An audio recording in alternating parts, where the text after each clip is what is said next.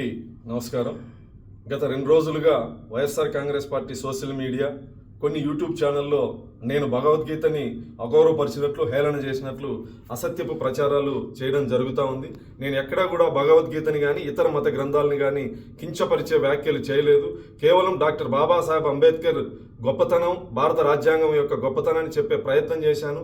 Bhagavad Gita, Quran, Bible వల్ల మా జీవన ప్రమాణాలు మెరుగుపడలేదు, కేవలం రాజ్యాంగం వల్ల దళితుల జీవితాల్లో మెరుగుపరిచాయని చెప్పి చెప్పడం జరిగింది తప్ప నేను ఎక్కడా భగవద్గీతను కించపరిచే వ్యాఖ్యలు నేను చేయలేదు. హిందూ సమాజాన్ని కించపరిచే వ్యాఖ్యలు నేను చేయలేదు.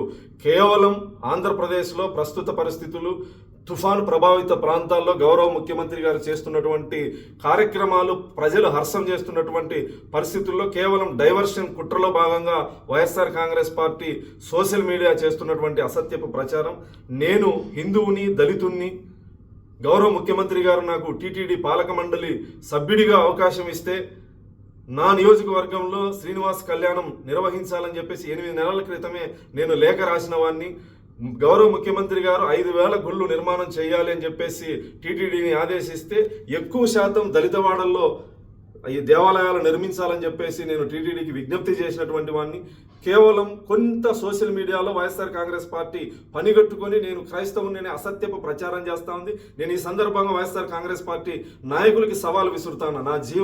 నేను పుట్టిన ఊరిని వెళ్ళి మీరు విచారించుకోండి. మా తాతల కాలం నుంచి నేను హిందువుని, వెంకటేశ్వర స్వామి మీద భక్తి ఉన్నటువంటి వాడిని.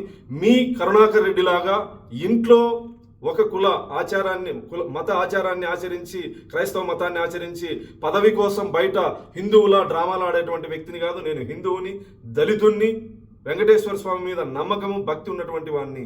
దయచేసి నా హిందూ సమాజం వైఎస్ఆర్ కాంగ్రెస్ పార్టీ చేసేటువంటి కుట్రలో భాగస్వామ్యం కావద్దని చెప్పేసి సందర్భంగా విజ్ఞప్తి చేస్తూ, భగవద్గీతను నేను కించపరిచానని మీ మనోభావాలు దెబ్బతింటే నేను ఒక హిందూ సోదరుడిగా నేను మిమ్మల్ని క్షమాపణ అడుగుతాను.